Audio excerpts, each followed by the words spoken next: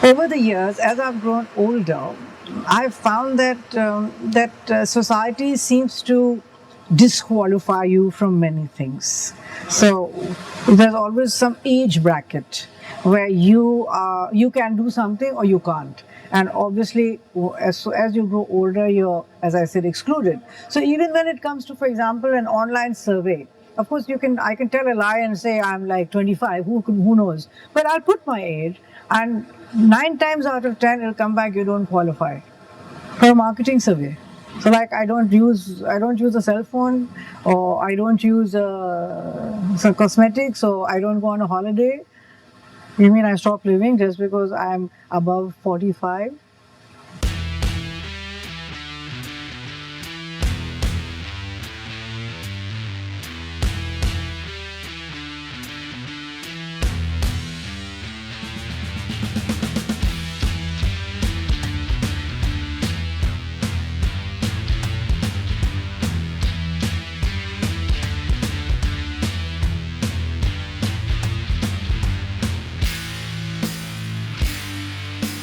Platinum is a metal which is very resilient, and it performs very well under very high pressure and very high temperatures. So obviously, when you reach the age with 50 plus, you've lived life, you've had so many experiences, and you've come out really good. So you've been through all the pressures, you've been through all the temperatures, and here you are, this refined product, right? And so you stand at the threshold of 50 plus, and you look around you and say, you know what? I'm like the best thing. I am seasoned. I have experience. I have an MBA in life. Okay? And that experience nobody can have unless you live it. So, you dye your hair and you do this and that. So, blonde and gold. So, gold is like the standard. Gold has also got a lovely warm aura. And when you look at the blonde, it's a special category. Platinum blonde, even when you look up in the hair dyes, it's a special category. Okay? And so, anybody who's a platinum blonde is a special person.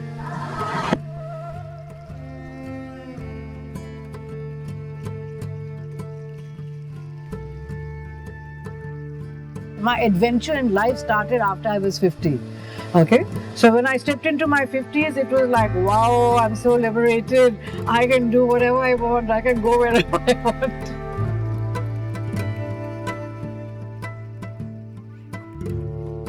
And I focused a lot on my adventures around the world. So it was to push myself to see how far I could go.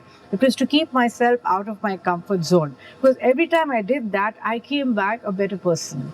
So Machu Picchu, Bhutan, Mount Kailash, and where else? Mongolia, Arctic Circle, Jordan, and some of the things. Yeah, these are just some of the places that stick out in my memory because they've been so absolutely awesome when it comes to my development and growth.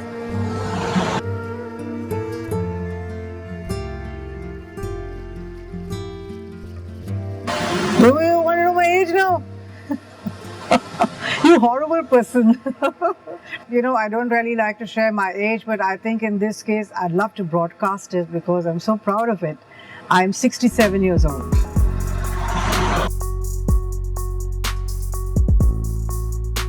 So my family is quite supportive. My husband has learned long time ago that I'll do exactly as I please. So, but the kids are quite supportive. But amazingly, although they're very supportive about all my adventure trips, etc., the thing that my son would not accept was me doing skydiving. So I done it in Jordan, and then I came back and I said I have to do this on my own to see whether I am truly okay in doing it. The plane is going so fast, obviously, and you're sitting there with your feet dangling out of the aircraft. It's your decision if you want to jump, and you're thinking, "Oh my God, can I do this? What will happen?" Because when it doesn't matter how many times you've done it, it's that thrill, that adrenaline flow is so high.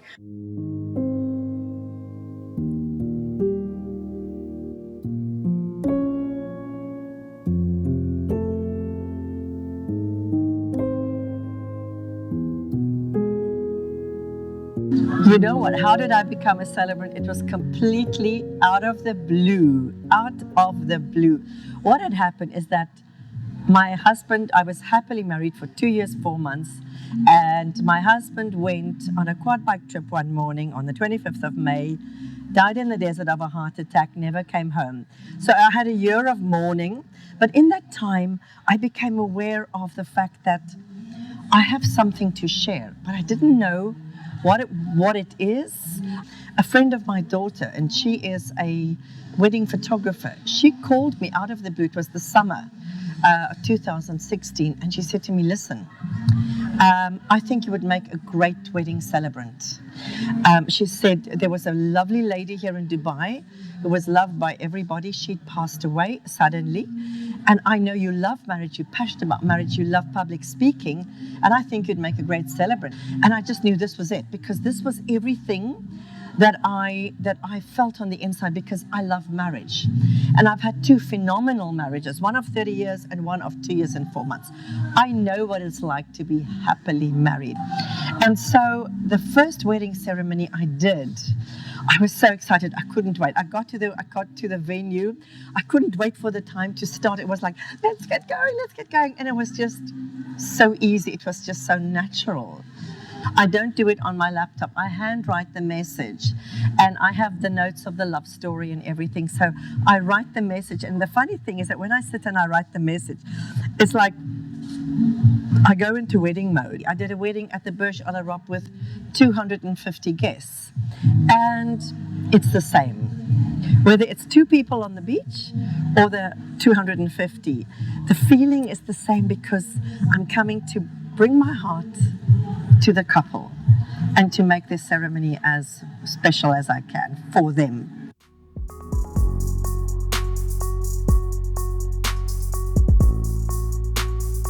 You know what? I've always said age is just a number. I never think of myself in terms of, oh, I'm in my 60s, oh, I'm now 64, I'm going to be 65. I don't feel like that. If you're supposed to feel like 60-something, truthfully, I feel like I'm in my 30s. And I can tell you one thing, when you're in love, you feel like a teenager. Because when Nick was alive and we were married, we would say to each other, man, I feel like a teenager. There's a saying that says it's better to have loved and lost than never to have loved at all. I agree with that, because the thing is, if I was, for instance, to say, look, I've lost 2 husbands, I'm never going to get married again. That's it. No. I want to get married again, because I believe as long as we're alive, we should, be in love and meet somebody and be in a love relationship. And it is scary. I think if you've had a bad marriage, for instance, and it ended in divorce, or the relationship didn't work out, yes, there's a brokenness that happens with it. But the thing here, I do believe key, is that you've got to deal with the heartache, the brokenness, work through that, get yourself whole, move on.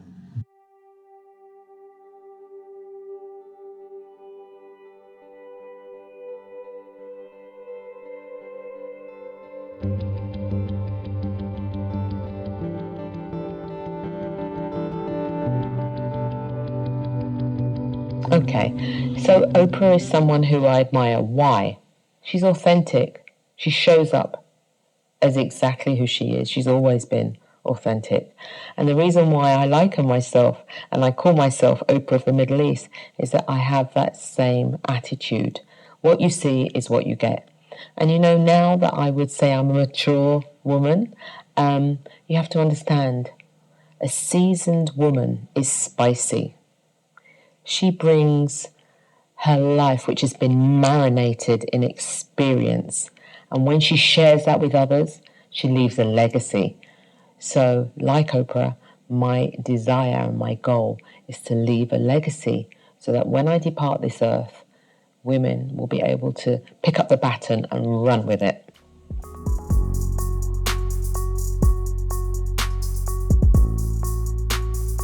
Well, I'm 52 and I act without an age. Why? Because my mindset is what I work on. It's my mind that keeps me young, that keeps me fresh, that keeps me dynamic. I make a decision based on how I think about myself. And because I have a mind that is ageless, I don't see age. I will tell you though, I do actually appreciate my maturity. I'm glad I'm the age I am. But it's not a stumbling block and it's not a cop-out. I do what I need to do based on how I see things, which is always, always positive. So I started the Pearl Essence about 4 years ago, and the reason for doing so is that my journey has always been to help people to build connection with each other. I recall being 3 years of age and on a very crowded bus in the UK with my mum, and I ran away from her and then started conversing with all of the passengers on the bus. And in that moment, not only were they talking to each other, they were talking to me, and I felt seen. And I realized that I was the magician putting all of these strangers together so that they would start communicating. Because you see, no man or no woman is an island. We need to live in connection with each other. So by me teaching women, ambitious women, how to build strategic networks, then I am actually satisfying a human need, which is connection. I don't believe that God designed us to live life alone. When I'm connected to human beings, it's an energy source. It fills me with joy. And being in a relationship is important. Don't get me wrong. I love being married. But what I love more than anything else is being in connection and in relationship with Cordelia. Because if I don't love myself, if I can't connect to myself, if I can't do this and really think I deserve that pat on the back, who else is going to do it for me?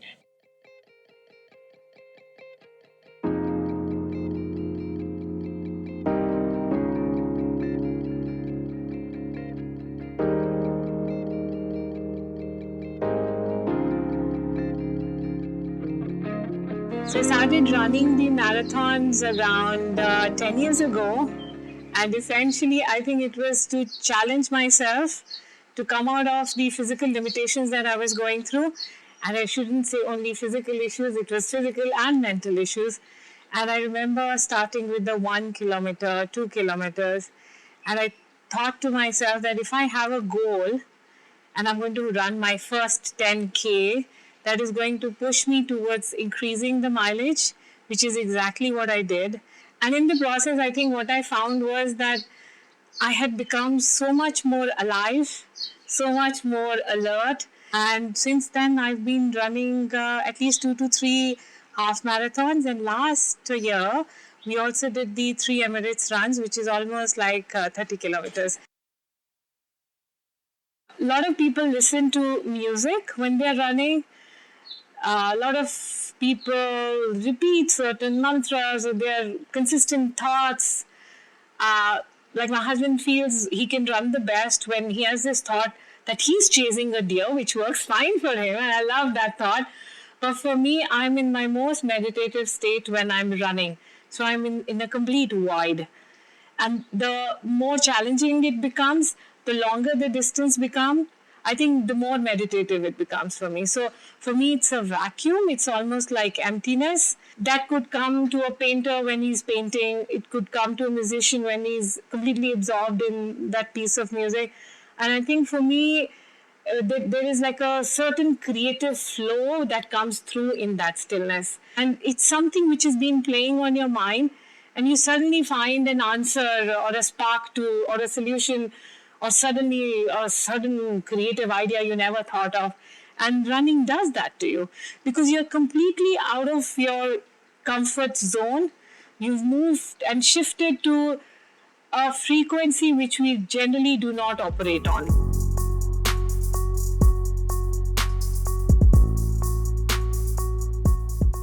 I know it's going to sound crazy, but around 3 years back, when I fell here, just close to that Port Rashid crossing, when I broke my arm, and that year I couldn't run. I was gone. The following year, something kept stopping me from running, right? So I can say it's my destiny. I had a shin splint, and everybody said, "Oh, your shin is so bad, you're not going to be able to run." So we went out with friends to Quain, and we were at the beach. Can you believe it? At the beach, somebody had smoked shisha, and there was a coal in the sand, and I didn't see it. And the same leg where I had the shin splint, my foot stepped on the coal, and I burnt my foot, the sole of the foot.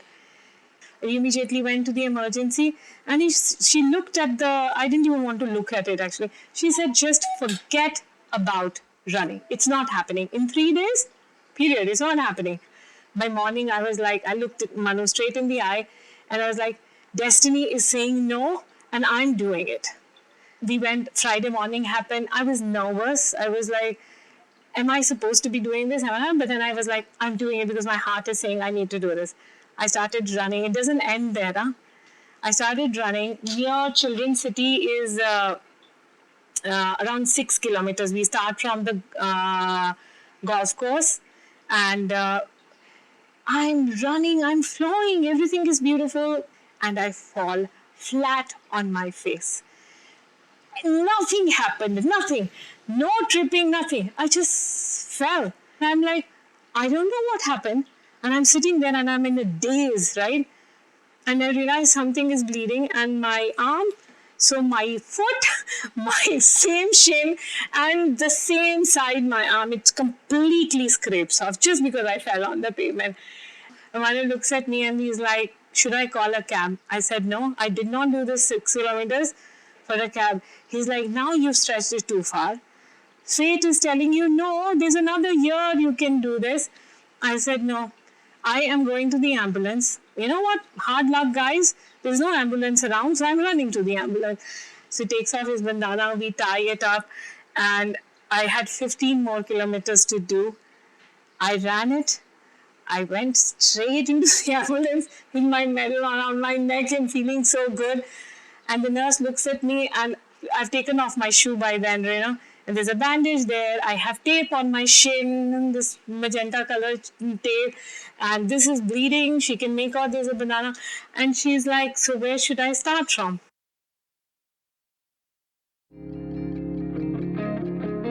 So I think 50 plus is the new 30 plus. That is one. I really firmly believe that. Number two, I don't think age should limit you in any manner. When people ask me what's your age, it's just a number for me, right? And what is more important is when you reach a certain age, you probably have more opportunities, more resources, more time because you were so devoted to your work, your profession, your family. Now is the time to devote to yourself. And it doesn't matter if you were an athlete as a child or in high school, it doesn't really matter. If you have a passion, if you're not going to follow that passion through, you're going to probably leave this world feeling so incomplete.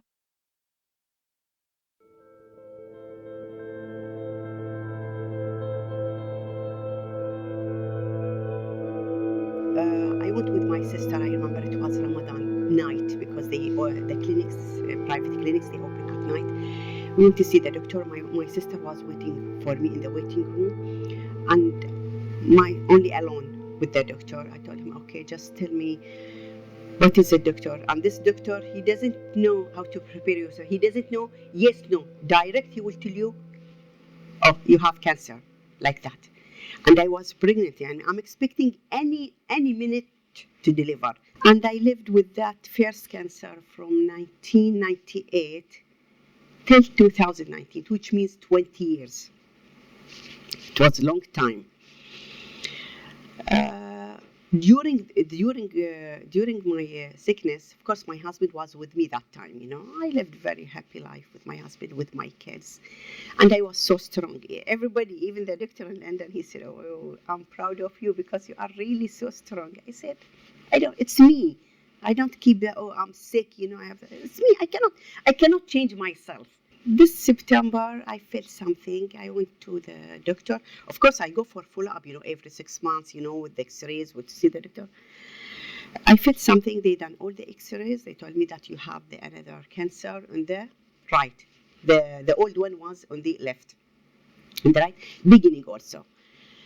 And I've taken chemotherapy, and I have done the surgery, and now I'm in the stage of the radiation, 25 sessions daily. And my son knows. He said, "Mama, I'm proud of you." He once also, they asked him, "How's your mother living her life after your father passed away?" He told him, "There's two things in my mother. She's strong and wise. Don't think about the cancer is end of the life or the death. Don't think about it like that. No. Take it, fight for it. Make a challenge between you and the cancer, and you will live." That's what I'm telling everybody. Don't think negatively about it. Now, now everything available, the medicines available, and once you be positive, it affects also your disease. The opposite. If you are negative, it gives you the hormones, and the cells will be like fighting to each other. If you are happy, the cells will be happy also inside your body. I said, "Oh my God, just be positive. Take the life is so easy. Enjoy your life. Be happy, and you will live."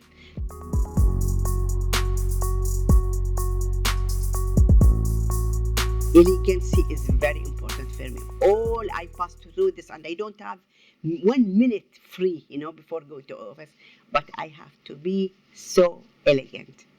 The shopping, I'm very selective. I don't select any piece. I love this lane, the fashion, but not any fashion. Should be very elegant, simple, attractive, something like that. I love interior designer plus the fashion. As you know, I'm 56, but I'm very active. I think you've seen our building. It's 75 steps. I climb it, going down, coming down. It means the total is 150. And sometimes in between, I have to go down. Plus, not only going down, I'm carrying heavy things. A man cannot carry it.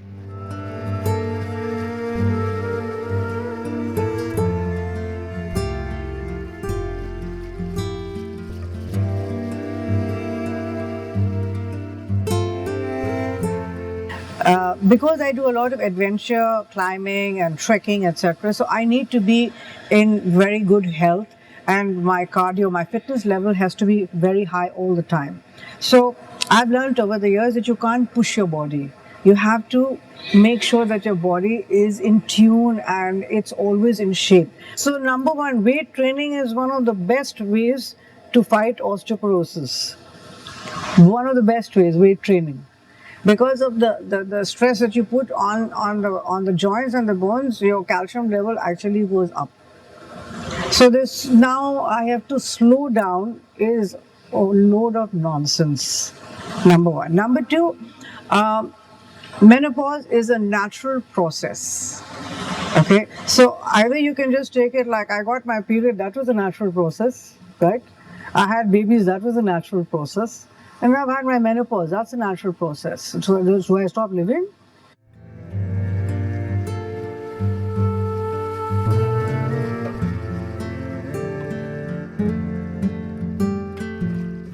So when I do the deadlifts, and for deadlifts you need to be very consistent. Only then you can move up to the higher weight. But my weight is 58 kilos, and I have deadlifted 5 times 60 kilos. So that's more than my weight. So of course under a great supervision, but I was able to do it. So I felt really amazed at. I said, if I can do this at 67, wow.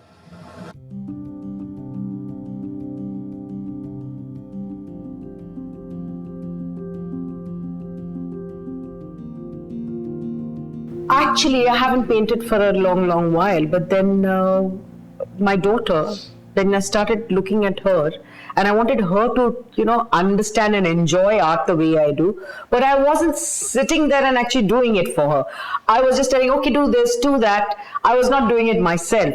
So one day I kind of sat down and I said, look, let's draw Brandy. Now, Brandy is our dog. So I said, let's draw Brandy. And I just picked up the brush and I drew it, and I was shocked because that same talent was still there.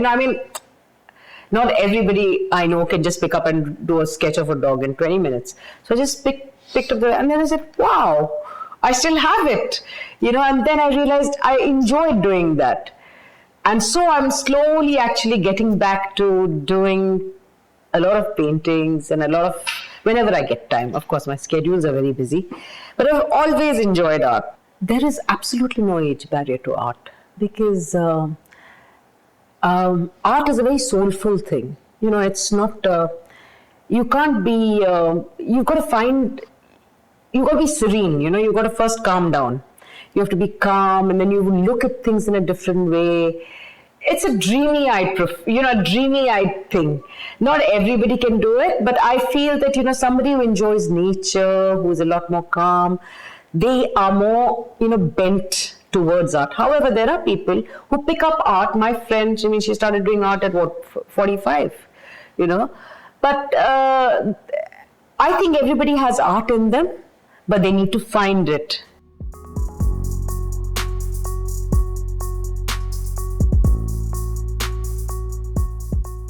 Whether you're 20, whether you're 30, whether you're 40, or whether you're 50, what does it matter? It's all up there. Age is just a number, such a number, Age is such a number because I don't feel more than 25, 28, to be honest. And it's all about the spirit, So I think one should actually concentrate on keeping your spirit healthy, be young, do the things you want to do, and that will automatically keep you very young, and you don't need to count the years.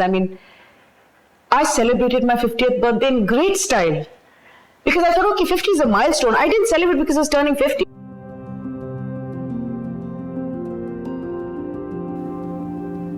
When I was young, I was very carefree. I didn't care two hoots. I was a girl who was going through. I was very, very confident, and I was a very forward-looking girl. Today, I'm still confident, but I'm silently confident. I'm not so bashful. I prefer modesty. I won't say. I think I was not very modest when I was young. I was a little proud. But, time teaches you and you learn. And today I'm very happy of where I am because I've done many things. Well, I was only 27 years old when I started my own company, and very fortunate to have worked with Mashrek Bank at that point of time.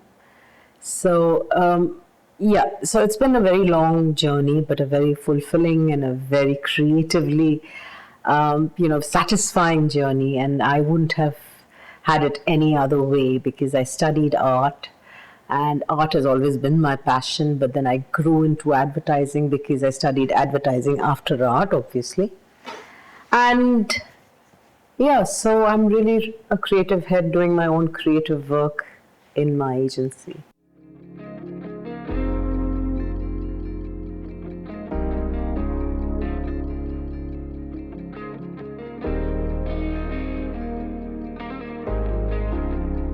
What happened was when I was doing my architecture, I had a major accident. I was on a two-wheeler, what is called a moped in India, and I had a head-on collision with the Jeep, but unfortunately I got very badly injured.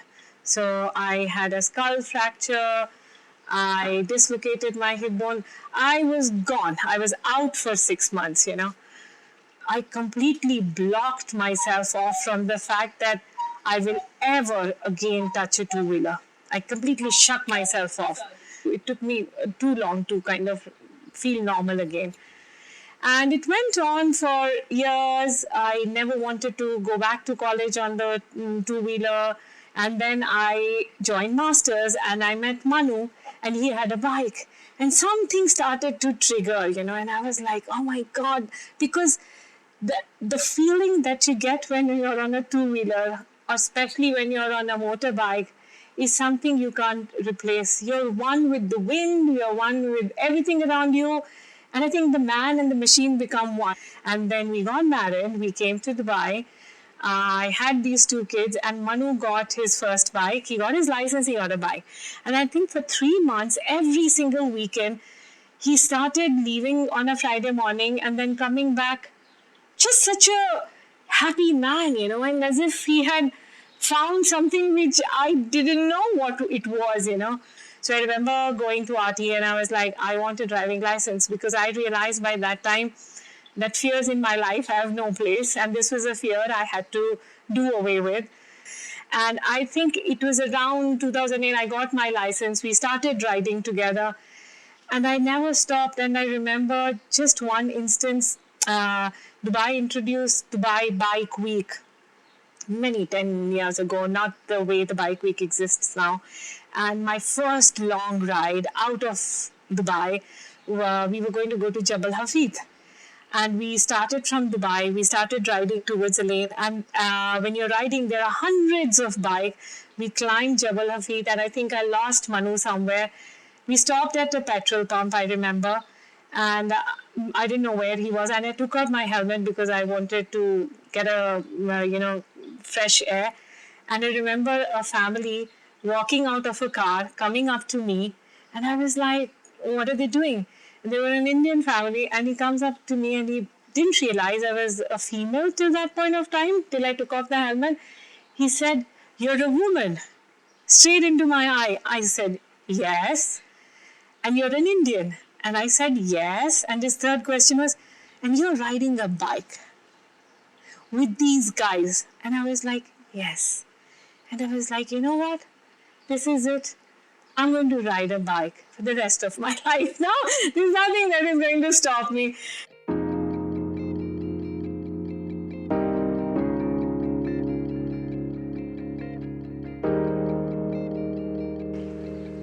The female energies are so strong right now. There is nothing that can hold us back. And I mean it in a very good, right manner. And we shouldn't suppress ourselves. We've been suppressed for years and centuries. Now is the time to just express yourself fully. And if biking is a means of doing that, just go ahead and do it. And there's no need to care about who sees you, what anybody says to you, what somebody thinks about you. Because at the end of it, it's your life.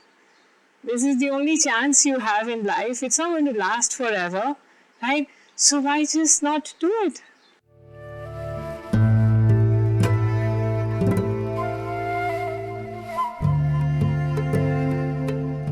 So a lot of people ask me about the tattoo on my head. And frankly speaking, till 2 years ago, I really didn't think about it. But then I always am trying to do something different. Since it's going to be on my forehead, and I'm very much into energy, how about I do a combination of the third eye and the crown chakra? And so we got together and we came up with this design. And then I showed it to a tattoo artist who actually came home. He came home. He's an amazing artist, amazing. And so he was quite intrigued, and he says, "Madam, I have to tell you, I've never ever done a tattoo on your forehead."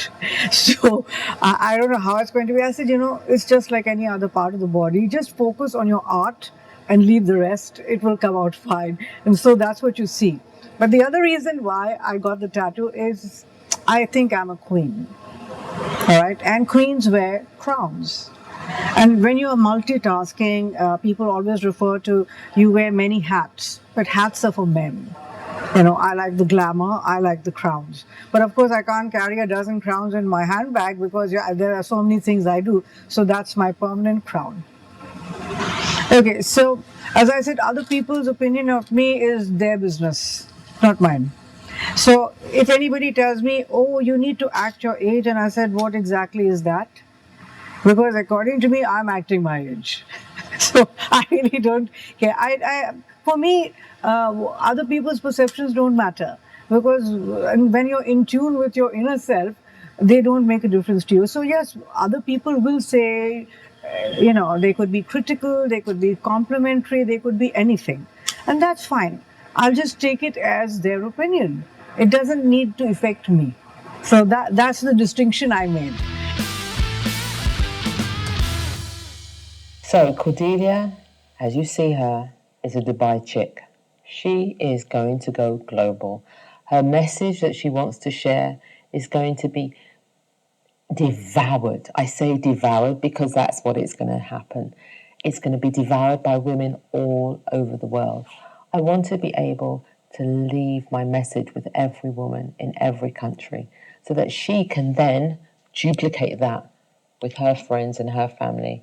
Because you see, women are the only people that have a womb, right?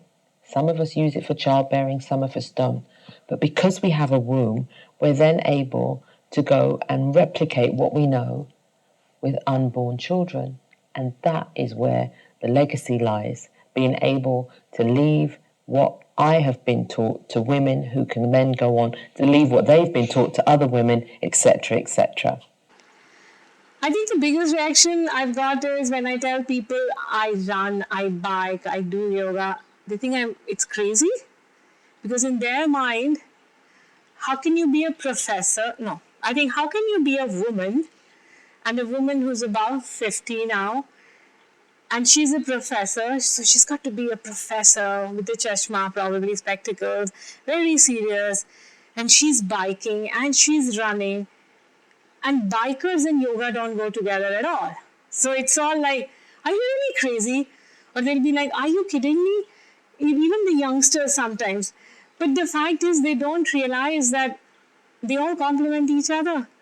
There are all the small parts to the whole which kind of defines me as a person. And every person is unique. You might be biking, but when you find it within yourself, maybe cooking is your biking for you.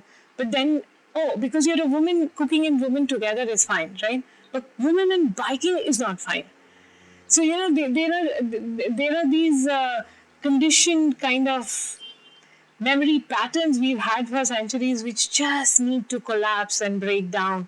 And if women don't do it for women, who else is going to do it? My journey is mine, right? I can never be a better someone else. I can only be a better me. So my motto in life is very simple. It is, number one, why fit in when you were born to stand out? When we're clear about what we want, then we're going to be able to achieve it.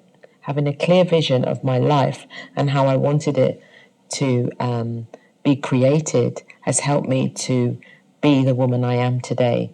So I do believe that you do have a destiny. All of us have a destiny. And the one that's designed it is God.